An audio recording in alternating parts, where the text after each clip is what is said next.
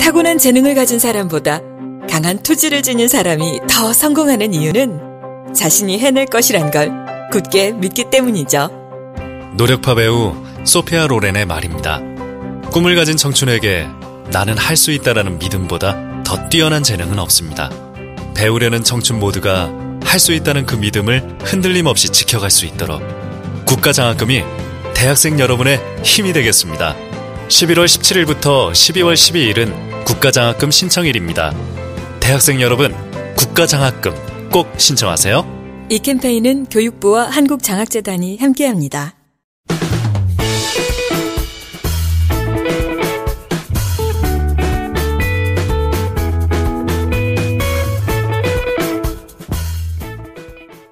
김광수의 경제데이트 32회 2부를 시작합니다. 안녕하세요. 전 길경식입니다. 네, 안녕하세요. 서성민입니다. 네, 김광수입니다.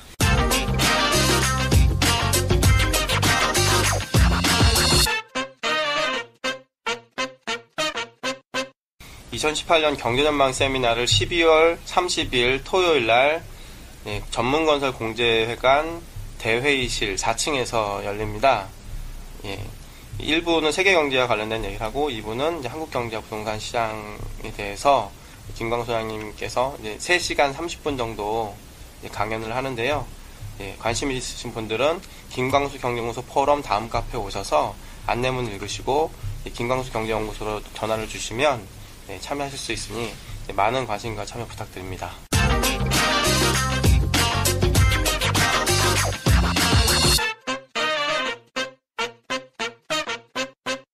네, 오늘 오전에 계속 뉴스가 뜨는 것 같던데 낚시 어선 사고가 발생했다고 하더라고요.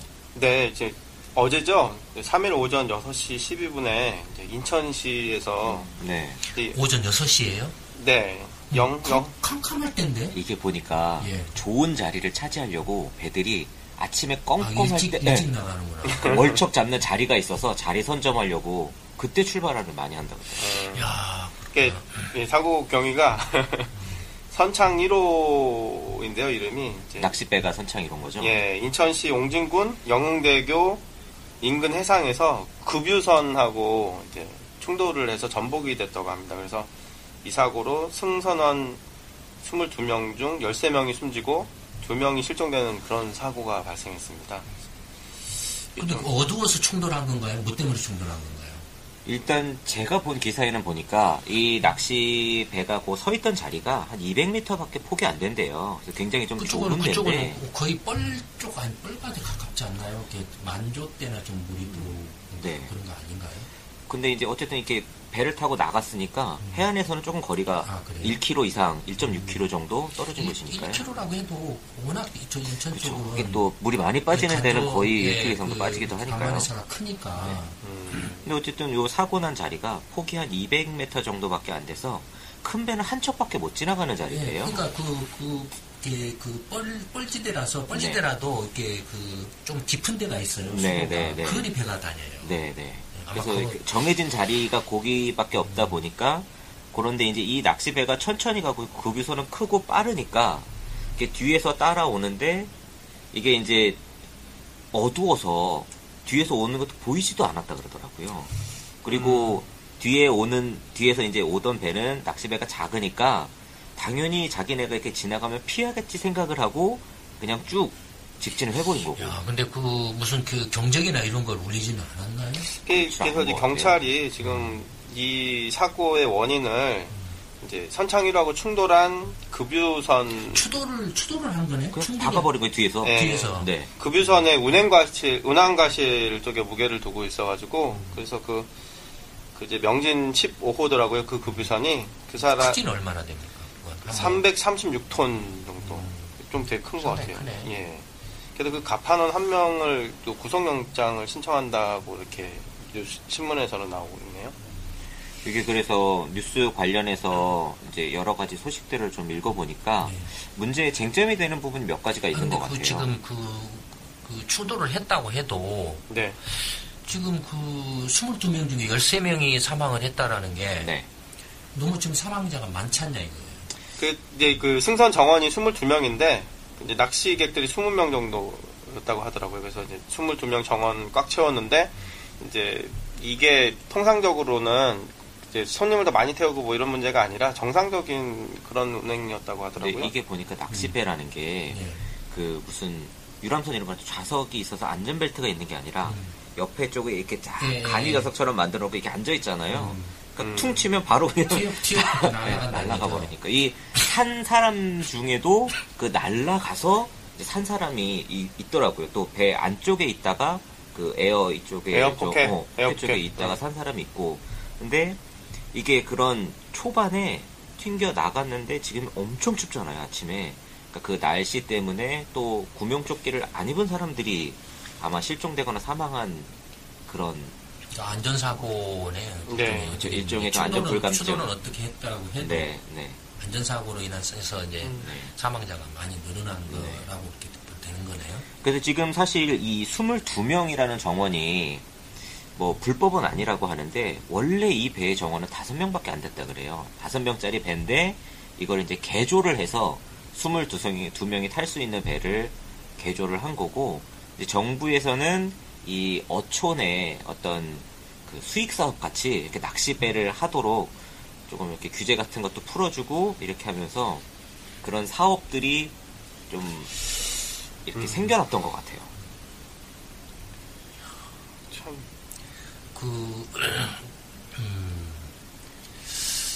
좀 이렇게, 근데, 그렇다고 쳐도, 이게 뭐 이렇게 사망자가 너무 많지 않나요? 뭐 익사한 건가요? 아니면 뭐 저체온 이렇게 사망? 13명 중에서 아니면은 뭐 못 찾아가지고 실종은 일단 2명이고요. 13명 중에 11명이 이제 대부분 익사 상태로 발견이 됐고 2명은 사고 해역 2km 떨어진 지점에서 이제 발견됐는데 이제 숨진 것으로 나오고. 어쨌든 13명은 익사한 거네. 이제 구조 당시 8명은 사망한 상태였고 5명은 의식불명 상태로 병원에 갔다가 이제 끝내 숨진 뭐 그런. 뭐 이렇게 구조는 바로 이루어졌나요? 그 37분 만에 해경이 이제 도착을 했는데 이제 그 선창 1호 탑승객들 모두 다 구명조끼를 다 입고 있었대요. 근데 이제 구명조끼 다 입었는데도 대규모 인명피해가 난 게 이제 당시 이제 너무 강하게 부딪혔거나 아니면 이제 해역 물살이 너무 빨라서 이렇게 사고가 커졌다 이렇게 얘기를 하고 있습니다. 구조 관련해서도 좀 말들이 많더라고요. 그 이야기는 그 37분 만에 도착한 건 일종의 파출소 같은 데에서 그냥 모터보트 있잖아요. 구조선이 아니라 순찰 같은 데 쓰는 모터보트가 37분 만에 도착을 한 거고, 사실 이 배에는 뭐 구조 장비도 없고 아무것도 없어서 사실상의 구조 활동은 거의 못했다고 하더라고요. 그래서 구조선이 도착한 건 신고가 들어간 이후에 1시간이 넘어서, 근데 이게 거리 자체가 해안에서 1.6km밖에 되지 않는데 배를 타고 가도 20분이면 충분히 도착할 수 있는 거리인데 1시간 넘게 걸렸다는 것 자체가 문제가 아니냐라는 이야기들이 많이 나오고 있어요. 뭐 예를 들어서 뭐 그 이제 사고가 나서 바로 그 해경이나 이런 데로 연락이 신고가 들어가면 하다못해 헬기라도 바로 출동을 해야 되는 가까운 위치니까. 헬기도 보니까 이게 6시 몇 분에 일단 신고가 들어갔는데 이륙한 시간은 7시 10분 정도로 1시간이나 넘게 지연이 됐다 그러더라고요. 왜 그렇게 늦어요? 일단 기사에는 이 헬기 운항하는 측에서는 아침에 안개가 이제 너무 많이 껴서 시야를 확보할 수가 없어서 늦게 이륙할 수밖에 없었다라고 이야기를 하는데, 그 인근에 있던 사람들도 이 인터뷰한 내용은 보면 아침에 그렇게 안개가 끼지 않았고 시야가 어둡지 않았다, 시야가 그렇게 막 나쁘지 않았다라고 이야기하는 것도 있어서 이 부분도 아마 조금 더 조사가 진행이 되면 왜 그랬는지 아마 이유들이 나오게 될 것 같아요. 그러니까 물론 이제 이게 이런 사고가 특히 이제 해양 사고가 나면은 그냥 워낙 트라우마가 커서 저기 세월호 문제 참사 때문에 트라우마가 커서 사람들이 또 이렇게 스트레스를 이렇게 받기 쉬운데,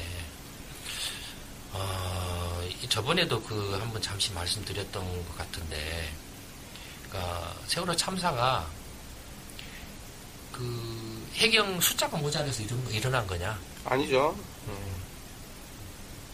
결국엔 이게 그래서 지금 문재인 정부도 이렇게 이제 뭐 이런 뭐 소방이나 해병 같은 데 숫자를 늘리겠다라고 이렇게 그래서 그저 소득을 이렇게 뭐 해서 소득 일자리 해서 이렇게 하겠다라고 한 거잖아요. 네. 안전 분야, 생활 안전 분야 관련된 공무원들 좀 늘린다고. 이게 지금 그 해경 숫자가 없고 소방서 그 소방대원 숫자가 적어서 뭐 대형 화재가 나는 걸 끄지 못하고 해양 사고가 난 걸 제대로 수습하지 못하고 한 거냐 이거예요. 그런 거 아니죠, 사실은. 시스템의 문제죠, 이건. 사람 숫자의 문제가 아니고. 그렇죠. 근데 이게 그 기사 밑에 댓글들을 보면 이게 조금 안타깝긴 한데 그 세월호 관련해서 이제 그때 박근혜를 엄청 욕했던 사람들이 마치 지금은 이제 문재인 정부가 이번에 대응은 그 정도면 그래도 괜찮은 거 아니냐 뭐 이런 식으로 서로 또 싸우고 있더라고요. 근데 그 골든타임이라는 이야기를 얼마나 많이 했어요. 세월호 나고 나서. 네. 벌써 아침 새벽 6시인데 6시 무렵에 사고가 나서 근데 날씨가 이렇게 뭐 영하로 이렇게 새벽에는 영하로 떨어졌죠. 네. 떨어지지만 바닷물은 네. 근데 바닷물이 이렇게 이제 깊지가 않으면 얕은 바닷물일 경우에는 차갑죠. 차가운데 그래도 얼지는 않기 때문에. 그렇죠.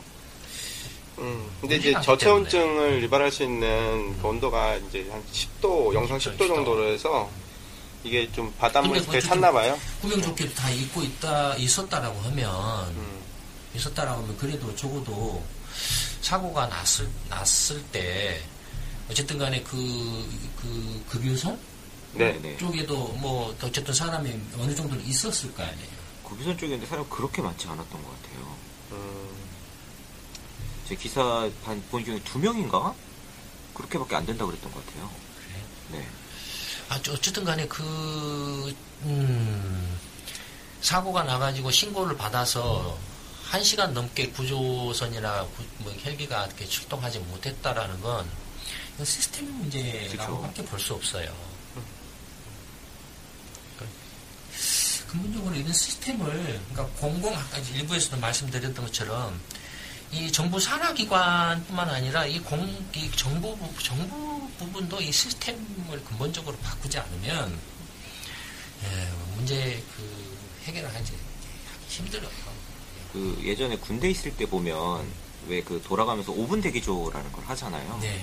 그래서 사실 이게 어떤 데는 그냥 뭐 유명무실하기도 하지만 사실 저희 같은 경우에는 이렇게 주기적으로 이게 훈련을 해서 실제로 어느 장소에 몇 분 안에 도착하는가 이거를 점검을 했었거든요. 사실 이런 구조 군안 같은 경우에도 그 골든타임 안에 특정 장소에 도착하는 훈련이나 이 시스템을 계속 정비하고 당연히 그렇게 업데이트를 해야 이게 그러니까 세월호 참사가 전혀 지금 그 교훈이 살려지지 않고 있어요. 지금 이런 거 보면. 네, 이제 뭐 문재인 대통령한테는 이제 오전 9시 9분에 이제 사고가 일어나자마자 해경이 접수가 되고 대통령한테는 52분 만에 이제 접수가 돼가지고 이제 문재인 대통령도 이렇게 위기관리센터 방문해서 보고하고 지시 내리고 이런. 아니 지금 그런 문제가 아니고. 예. 사고가 났을 때 멀리 있는 것도 아니고 정말로 가까이 있는 거고 헬기 같은 경우는 바로 갈 수 있고 10분 안에 가죠. 구조선도 아까 말한 것처럼 한 20분이면 갈 수 있는 그런 가까운 거리라고 했는데 왜 안 되냐 이거예요 그게. 뭐 여러 가지 뭐 사정이나 이유가 있었을 거라고는 생각하지만 그런 거 따지면 굳이 해경이 있을 필요가 없죠. 그렇죠. 사실은 이런 위급한 상황이나 문제가 발생했을 때에 대처를 하기 위해서 만들어 놓은 건데 그런 때 작동이 안 되고 뭐 이래서 안 되고 저래서 안 되고 이렇게라고 하면 사실 존재 이유에 대해서 또 생각을 해봐야죠. 제가 또 백업을 못해서 그런데 박근혜 대통령이 해경을 없앤다고 해서 없애가지고 국민안전처로 합쳤잖아요. 그 뒤에 다시 또 분리를 했나요? 그쵸. 문재인 대통령이 이제 당선이 되면서 국민안전처란 걸 없애고 이름만 바꿨지 그냥 그 소리가 그대로 있었죠. 그게 왜? 그게 되게 큰 것 같아요. 박근혜 대통령이 해경을 없애겠습니다 했을 때 그 상징적인 말이 굉장히 기억이 많이 남아서. 그러니까 뭐가 문제인지를 모르는 소리예요. 그런 것들이. 계속 그 조직만 만드는 것 같아요. 계속 그 위에 뭘 또 만들고 그 위에 뭘 또 만들고 이런 식으로만. 근데 하단에서는 지금 작동을 전혀 안 하고 있는데. 민간 기업 같은 걸 봐보세요. 문제 생기면은 바로 그 대응을 하잖아요. 그렇죠. 문제 생기면 바로 책임을 지는 구조가 되니까. 그런 구조잖아요. 네. 민간 기업은 하는데 왜 어마어마한 그 세금을 쓰는 공공부문이나 정부는 이렇게 개판이냐 이거예요. 그러니까 저는 그게 항상 결과적으로 책임자에게 책임을 지을 수 있는 시스템으로 가게 되면 즉각 반응을 할 텐데 그게 안 되다 보니까 지금 이게 계속 문제가 해결이 안 되고 그런 거 아니겠습니까? 책임자에게 책임을 지어요? 네. 저 자르면 또 다음 사람이 오면 또 다음 사람이 오면 아니 그게 아니라 그냥 예를 들어서 국방부 장관 바뀌는 거 봐요. 바뀌는 거 봐요. 아예 능력의 문제인 것 같아요, 사실. 그러니까 이걸 사람이 의존해서 문제를 해결하려고 하는 발상 자체가 잘못된 거예요. 그러니까 시스템 누가 와도 그 시스템이 작동할 수. 미국 봐보세요. 트럼프가 대통령이 돼도 트럼프 저렇게 개판을 쳐도 그래도 어떻게든 굴러가죠 지금. 굴러가고 있잖아요. 시스템이 작동을 있기 때문에 그런 거예요. 그러니까 위에서 그 누가 장관을 하든 간에 밑에 공무원들은 제대로 굴러갈 수 있는 그 시스템을 말씀을 하시는 거잖아요. 그러니까 그 만약에 이런 안전사고가 터진다고 했을 때 주무부처 장관이 날아간다든지 총리가 날아간다든지 아니 난리잖아요.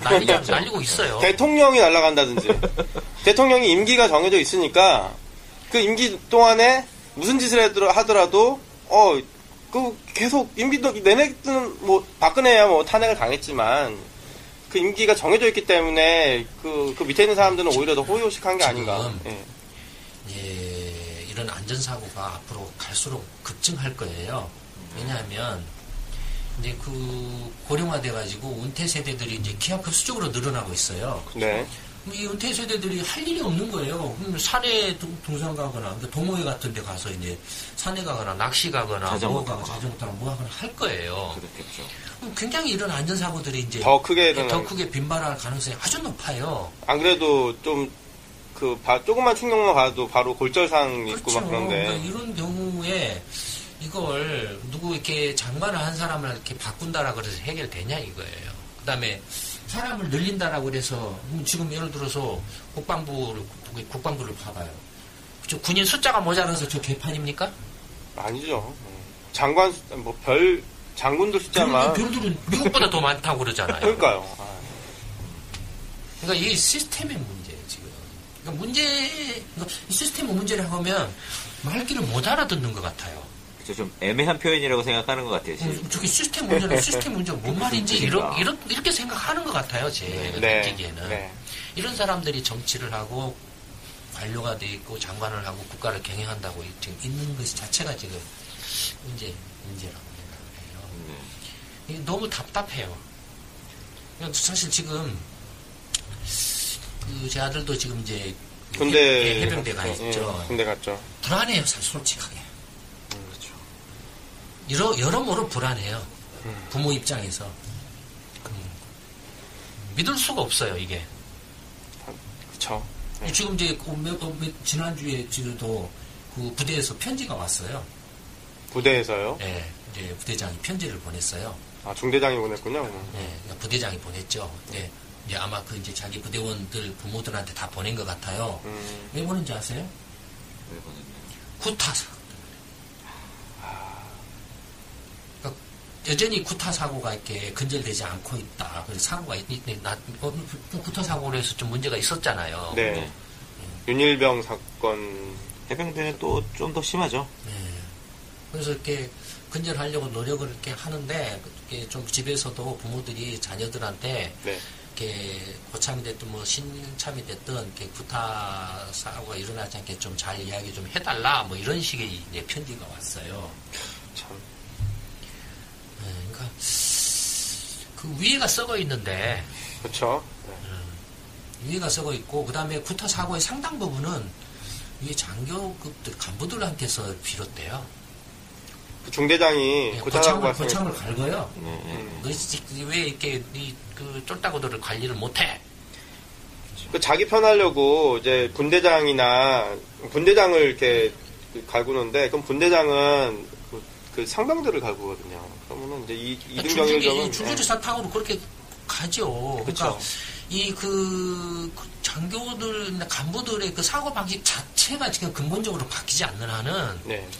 그런 군대 내의 어떤 그 구타나 부정부패나 비리 사고를 막을 수가 없어요. 이 군대 비리하니까 오늘 그 뉴스 중에 하나 방탄 헬멧 그 입찰 비리한 예비역 준장이 무죄? 결국 아니 무죄에 나올 기사를 봤더니 징역 2년 이제 확정이 됐다 그러더라고요. 대법원까지 가서 결국에. 근데 사람들이 다 댓글이 네. 그렇게 받아먹고 2년이면 할만하다 다들. 아니 진짜 진짜, 빼먹고 2년이면 다 감옥 가서 감옥 살겠다고 나한테 그 돈 달라고 하죠 사람들이. 네. 그 예전에 민주당이 그러니까 공약으로 법이 개판인가 법도. 그 군사비리 저지르면 이적죄로 하겠다 뭐 이런 거 공약으로 내건 것 같은데요. 그러니까 다 이게 그 끼리끼리인 거예요. 사법부 같은 패거리라고 생각을 하는 거예요. 참. 이런 것들이 다 시스템의 문제. 법에 어떤 그런 그 규정상, 법규상 이런 그 비리를 하면은 징역을 어떻게 때려야 된다, 어느 정도 해야 되는 형량이나 이런 것들은 일반인들은 어떻습니까? 아니 뭐 라면 3개 훔쳐갔다고 와 진짜. 그다음에 하다못해 예를 들어서 삼성전자 이재용 부회장 같은 경우는 지금 뭐 어떻습니까? 뭐 금액이 어마어마한데 뇌물공여죄로. 근데 그것도 5년 뭐 때리는 많이 하고 있잖아요. 근데 이게 그 예비역 준장 하나 그 부정부패 비리해가지고 하는데도 2년 때리는 그렇게 빼먹는데도 이런 지점에서 굉장히 화가 많이 나는 거죠. 일반 평범한 사람들이. 그 사법의 시스템이 작동이 안 되는 거예요. 이게 어떤 법이 정비가 안 돼 있거나 뭐 어떤 판사나 검사가 이게 숫자가 없거나 모자라거나 그런 문제가 아니에요, 사실은. 그러니까 이게 지금 이렇게 안 좋은 때 자식놈을 이렇게 해병대 또 이게 매주 병령도로 떨어졌어요. 정말 춥겠네요. 네. 네. 내복 보내달라고 해서 내복을 보내줬는데 또 이렇게 바로 그 부대장한테 구타 사건 때문에 죄송하다고 편지가 오니까 환장하겠어요. 정말. 예전보다는 근데 많이 없어졌다고 애들 이야기는 하더라고요. 최근 군대 갔다 온 친구들이. 해병대는 또 안 그렇습니다. 그게 사실은 아니, 이렇게 힘없는 일반 그 서민들의 자식들만 가서 총바지 역할을 하고 있고 이게 뭐냐 이거예요 도대체 나라가. 그러니까 어제 소장님 정치아카데미 때 그때 전두환이 자기 아들들 때문에 석사장교들. 그렇죠. 박정희 때도 고교 평준화 한 게 박지만 한 거고 네. 그다음에 전두환이 석사장교 제도 만들었다가 3년 만에 없앤 것도 누구야 저기 그놈. 전제국인가요? 전제국 하려고 군대 안 보내려고 한 거죠. 네. 그니 어떻게 군발이 출신이 더 군대를 군대를 안 보내냐 이거예요. 누구더라? 그러면서 국민들은 전부 이렇게 국민들한테는 네. 이렇게 빨갱이 철부수자 뭐 전부 이렇게 국방 의무 신성 국방 의무를 다 지켜라 뭐 이렇게 떠드냐 이거예요. 다 모가지 날려버려야죠 이런 것들은. 그런 이야기 들으면 그때는 진짜 엄청 후진국이었구나 이런 생각이 들었어요. 아니 지금도 그렇잖아요. 뭐 정치 뭐 그 국회의원 장관이 뭐 한 군대 안 갔다 오면 수두로 가잖아요 지금. 그렇죠. 그 이명박 정권 때는 진짜 대통령부터 해서 싸그리다 내가 절반 이상이 다 군 면제자였던 거. 군대 안 갔던 놈들 이렇게 장관 시킨다는 것 자체가 웃기는 거예요. 심하게 말하면. 의문대 의무사항을 욕이 지키지 나오네 않은 이게 참. 네. 자식이 군대 가 있으니까 욕이 나오네 이게. 저도 뭐 군대 갔다 오긴 했는데 저 어머니가 군대 갈 때 되게 많이 우셨거든요. 당연히 부모 그렇게 되죠. 뭐 가슴이 쓰리고 아파요 자식. 근데 막상 보내려고 하니까 그건 대한민국의 그 부모라면 누구나 다 똑같은 심정이에요. 네. 안쓰럽죠. 근데 오늘 또 이제 다른 뉴스 보니까 그 송영무 국방부 장관이 방위 산업을 수출 중심의 산업으로 발전시키겠다. 정부가 주도해서 이렇게 군수 산업을 육성하겠다. 군수 산업을 이제 미래 먹거리로 만들겠다. 또 그렇게 이야기를 했더라고요. 다 좋은데 먼저 빼먹지는 말고 제대로 그 국민이 낸 세금으로 제대로 이렇게 국방이나 제대로 좀 먼저 잘 챙긴 다음에 그 다음에 생각. 이런 걸 딱 보면 세금이 어떻게 쓰이는지 정보만 제대로 공개만 되면 확 되게 줄어들 것 같아요. 네, 완전히 나라 바꿀 수 있어요. 네, 예전에 캐머런 총리가 나와서 영국 정부 시스템에 대해서 이제 예시를 보여주면서 거기는 이제 어떤 이야기까지 나왔었냐면 정부 기관에서 하는 모든 계약을 다 공개해서 민간에서 이 계약보다 더 나은 조건으로 나은 서비스를 이렇게 제공할 수 있으면 언제든지 이거를 바꿀 수 있도록 하는 데까지도 이제 한다라고 이야기를 하더라고요. 벌써 이게 2010년이니까 7, 8년 전에 이미 그런 이야기가 나오고 있더라고요, 선진국에서. 영국은 재정 지금 이제 상당히 이제 이제 건전한 노력을 하려고 발버둥을 치고 있죠. 지금 빚이 많이 있고 정부 채무가 상당히 많기 때문에 발버둥을 그렇게 칠 수밖에 없고, 한국도 정부 부문하고 이 공공 부문을 합치면 지금 위험수위예요, 사실은. 그러니까 분식을 해놓은 거죠, 공공 부문으로 이렇게 딱 채무를 돌려놓고. 사실 지급 채무 의무는 전부 다 정부가 지고 있는데. 예를 들어서 지금 심지어 민간 부실기업까지도 정부가 다 떠안고 있잖아요. 산업은행을 통해서 전부 세금 집어넣어가지고 떠안고 있잖아요. IMF 때도 그랬잖아요. 저는 이런 얘기를 딱 들으면 세금을 늘려야 된다는 얘기를 하는 사람들이 많잖아요. 증세? 네, 증세를 해야 된다는 얘기. 증세를 해도 좋은데 정부가 이런 어디다 돈을 쓰는지 투명하게 다 공개를 하고 어떻게 비율을 다 제거를 한 다음에 증세를 한다고 하면은 어느 정도 세금을 내도 더 내도 될 수 있겠다 이런 생각이 드는데, 이런 기사를 보면은 세금을 더 늘려야 된다라고 주장하는 사람들 보면 막 되게 화가 많이 나요. 네, 정말로 형식적인 흉내는 내고 있어요. 아까 조달청 얘기했지만 조달청을 통해서 해라, 일정 규모 이상의 공공사업의 경우에는 조달청을 통해서 해라. 형식적으로 다 하고 있어요. 근데 실제로는 안을 들여다보면 다 짜고 치고 하고 있어요. 그러니까 그것도 결국에 시스템의 문제인 거죠? 시스템 문제. 그러니까 결국에는 다 그런 것들이 면피의 수단으로 이렇게 오히려 합법적으로 불법을 해놓는. 뭔가 국민의 세금을 가지고 정말로 제대로 나라 경영을 잘하고 국민에게 하나라도 더 이득이 되고 혜택이 되고 국민의 삶을 편안하게 해주려고 노력하는 게 아니고, 어떻게 해서든지 내가 여기서 조금 득을 보고 빼먹고 아니면은 해서 대신에 그로 인한 내가 책임을 지지 않도록 면피하는 장치에 불과해요. 면피하는 장치에 불과해요. 책임을 지지 않으려고 해요. 선진국 사례 보면 이런 거는 굉장히 많이 도입을 해서 굉장히 깨끗하게 더 효율적으로 하려고 노력을 많이 하잖아요. 우리나라는 왜? 저는 그런 거 탁 보면 탁 보여요. 그래서 저를 왕따를 시키고 있죠. 그렇죠. 너무 많이 까발려질까봐요. 이미 다 알고 있으니까요. 이미 다 알고 있으니까 제가 어떻게 그걸 다 뒤집어 엎겠다라는 그 대안도 다 연구를 해뒀으니까.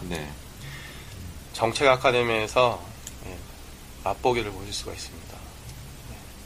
하여튼 좀 이렇게 답답합니다. 답답하고 안타깝고. 근데 어쩔 수가 없어요. 이게 이제 국민들의 지금 이제 이걸로도 만족한다라고 하는 사람들이 있다라면 그걸로 어쩔 수 없어요. 이 상태에서 사는 수밖에 없어요. 그래서 재수 없으면 죽는 거고, 재수 없으면은 하여튼 이렇게 살 수 있는 것도 이렇게 죽을 수밖에 없고, 그다음에 백날 내가 이렇게 이제 복지나 뭐다 이렇게 해서 한들 그러면은 예를 들어서 지금 전체 실업자 수가 100만 명이네 어쩌네 이렇게 떠들고 있잖아요. 네. 근데 실질 이제 이른바 비활동 경쟁. 저기 이제 파트타임이나 알바를 실업자까지 포함하면 10% 된다고 그렇게 하잖아요. 그럼 10%면 지금 취업자 수가 2,600만 명이 넘고 취업률이 지금 63%가 되는데 한 4천만 명이 돼요 지금 활동 인구가. 네. 그러니까 예를 들어서 이제 실업률을 이렇게 4천만 명 중에서 실업률을 10%라고 치면 400만 명이에요. 그렇죠. 그러면은 그냥 일하고 싶은 사람 다 공무원 시키고 공공부문에 취직시켜주지 400만 명을. 추접하게 82만 명, 그것도 이제 은퇴해가지고 퇴직하는 사람까지 포함해서 81만 명. 근데 그걸 또 선거할 때 공약에서 감춰가지고 마치 순증으로 81만 명 늘린 것처럼 이제 뻥쳤다가 이제 딱 그 선거 끝나고 나니까 야 실제로는 우리의 그 순증가는 한 17만 명, 18만 명 정도밖에 안 돼. 81만 명이 아니야. 이렇게 또 이렇게 뻥띠스도 이렇게 둘러치고 있다 이거예요. 그러니까 아니 정말로 그 소득주도 성장하려면은 화끈하게 전공이다. 공무원 내지는 공공부문 취업시켜서 정규직 시키고 해버리면 한 방에 끝나잖아요. 다 양질의 일자리인데. 양질의 일자리 그 그 공무원 평균 지금 그 급여가 연봉이 지금 6,500만 원이고 공공부문도 평균 급여가 6,500만 원인데 그렇게 다 주면 얼마나 그 영구집권 하잖아요. 그러면은 대한민국 이제 세계 1위. 아니 그 민주당이 영구집권 하잖아요. 그렇게 하면 왜 그렇게 안 하냐 이 비교가 완전히 개판인 거죠. 그러니까 이게 이런 식으로는 문제 해결 안 됩니다. 이런 식으로. 문재인 정부 때도 그러면은 민주정부니까 문제가 없냐 이거예요. 지금 그 말한 것처럼 그 낚싯배 같은 경우도 지금 시스템 작동이 안 되는 정황이 굉장히 강하잖아요. 안 되고 있다는 정황이. 그다음에 문재인 정부에서 여전히 그런 그 비리나 부정부패나 이런 것들이 일어나고 있잖아요. 예전 청와대에 있던 사람들이 검찰에 잡혀가고 이렇게 하고. 예, 그 누굽니까 저기. 전병헌? 예. 웃기는 거예요, 이런 것들이. 안 봐도 뻔해요, 그거. 안 봐도 뻔해요. 누가 이렇게 미쳤다가 국회의원이 지금 대놓고 직접 봉투를 받습니까? 그렇죠. 빼먹습니까? 돌려봤죠. 예, 다 밑에 그 보좌관을 이렇게 신복을 다 심어놓고 신복이 다 하는 거죠. 그래서 이렇게 나중에 이제 시간이 한참 지나거나 아니면 다 세탁이 됐을 때 이제 챙겨서 가져가는 거지. 근데 그거 안 봐도 알아요, 그냥. 그럼, 아니, 자기들도 다 이렇게 알고 있는데. 국민들만 모르게 하려고. 국민들이라고 모르니까 다 알고 있죠. 근데 아는 사람들만 알죠. 관심 있는 사람들만 알지. 거기서 다 이렇게 얼싸덜싸 하면서 빼먹으려고 하니까. 그렇죠. 근데 왜 그렇게 합니까? 깨끗하게 해서 모두가 다 이렇게 좀 득을 보고 같이 좀 잘 살면 그게 안 됩니까? 그러니까요. 열심히 좀 노력하고 기여한 사람들은 그만큼 보상을 좀 받고. 좀 이렇게 몇 년 국회의원 해먹었다고 그래서 평생 뭐 연금을 이렇게 막 갖다 쳐 발라줘야 되고 뭐 하고 해야 됩니까? 일반 국민들은 죽으라고 평생 30년, 40년 연금 때려 부어도 이게 계속 깎이기만 하고 나중에는 이제 받을지 못 받을지 모르고 이런 상황인데 뭐 저 사람들은 이렇게 뭐 귀족입니까? 뭡니까 이게? 저 사람들이 도대체 국회의원하고 장관하고 대통령에서 국가에 기여한 바가 뭡니까 사실? 그럼 일반 사람들은 국가에 기여한 바 없습니까? 뭐 벌어집니까? 다 먹여 살려준 겁니까 누가? 그렇진 않죠. 죽으라고 일해서 세금 내고 이렇게 하고 있잖아요. 아둥바둥 살고 있거든요. 열받아요. 저도 좀 간만에 안 되면 한번 뒤집어 엎어야 돼요. 이거 방법이 없어요 사실. 그렇죠. 아까 그 책임을 져야 되는 구조로 말씀을 제가 했었잖아요. 그게 결국은 시스템 자체를 바꾸자는 얘기거든요. 임기 중반에도 국정운영 책임을 질 수 있게 해서 이게 그 세월호 같은 참사가 일어나면 바로바로 내각 총사퇴하고 대통령 끌어내릴 수 있는 그 시스템을 만들어야지 언제까지 그 임기 내내 동안 그 나라 분탕질 치는 걸 지켜보고만 있어야 되냐. 좀 그게 너무 답답하더라고요. 좀 그 현재 한국의 수준이죠. 한국의 수준이고 이 수준을 뛰어넘으려면 누군가는 뭐 계란에 바위치기 격이 될지도 모르고 또 그렇게 보일지도 모르지만 누군가는 그걸 깨려고 노력을 이제 시작을 해야 되고 누군가는 구멍을 뚫으려고 하고 누군가는 물갈이를 하려고 해야 이게 세상이 바뀌죠. 나 그냥 가만히 앉아 있어서 세상이 바뀐 적은 하나도 없죠. 그렇죠. 대충 이 정도는 합시다. 오늘 김광수의 경제데이트 32회 2부에서는 일부와 좀 연관 있는 이야기로 제대로 작동이 되지 않고 있는 국가 시스템의 문제에 대해서 이야기를 해봤고, 이게 어떤 정권의 문제라기보다는 정권에 관계없이, 여야에 관계없이, 또 진보와 보수에 관계없이 지금 대한민국이라는 나라가 갖고 있는 큰 문제가 아닌가라는 생각이 들었고, 이거를 개선하려면 전부 다 진짜 물갈이하는 수준의 개혁 수준의 그게 있지 않으면 안 되겠다. 그래서 이순신 프로젝트가 빨리 좀 사람들한테 더 많이 알려지고 이게 작동이 되어야지만 이런 개선, 개혁이 일어날 수 있을 것 같다는 생각을 다시 한번 오늘 하게 됐습니다. 김광수의 경제데이트 32회 2부는 여기서 마치도록 하겠습니다. 감사합니다. 네, 감사합니다.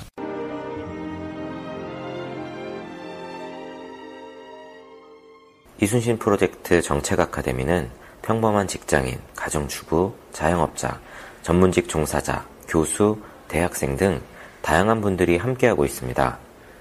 당신은 어떻게 이순신 프로젝트 정책 아카데미에 참여하게 되셨나요? 저는 의사공부방의 박성주라고 합니다. 근데 또 시간이 지나다 보니까 또 민주당, 야당, 그것도 정의가 아니거든요. 정의가 아니고 그분들도 저희가 힘을 실어가지고 촛불을 이렇게 집회를 해가지고 이렇게 힘을 실어주면 자기들 일속책이거나 능력 없이 기회를 날리는 경우가 많더라고요. 그래가지고 이거 내가 투표 한 표 해가지고 해서 이런 정의 실현하겠다는 게 아니라 내가 좀 참여해서 어떻게 바꿔볼 수 있지 않을까, 그런 걸 찾아봤을 때 이제 이순신 프로젝트에 참여하게 됐고요.